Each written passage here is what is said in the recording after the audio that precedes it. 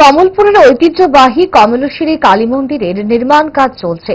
আর এই নির্মাণ কাজে সহায়তার হাত বাড়িয়ে দিলেন কমলপুরের প্রয়াত নারায়ণ চন্দ্র বণিক এর স্ত্রী মীরারানী বণিক ও দুই পুত্র হিমাংশু বণিক ও প্রসেনজিৎ বণিক। মঙ্গলবার বণিক পরিবারের পক্ষ থেকে মন্দির নির্মাণ কমিটির কর্মকর্তাদের হাতে 50,000 টাকার চেক তুলে দেন।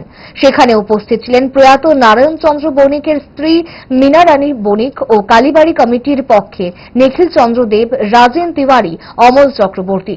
মন্দিরের এক কর্মকর্তা নিখিল চন্দ্র দেব বলেন, বণিক পরিবারের মতো অন্যান্যরাও কমলপুরের কমলেশ্বরী মায়ের মন্দির নির্মাণের জন্য এগিয়ে আসুক।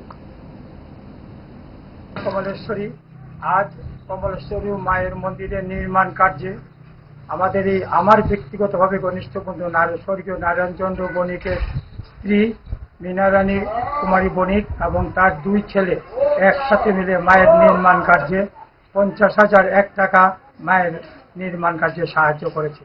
তাদের সেই সাহায্যের কথা আমরা এই কারণে বলছি, তাদের মনের আবেগ থেকে কারো কোনো কথায় নয়, নিজের প্ররোচনায় মায়ের মন্দির নির্মাণ কার্যে সহায়তা করেছে।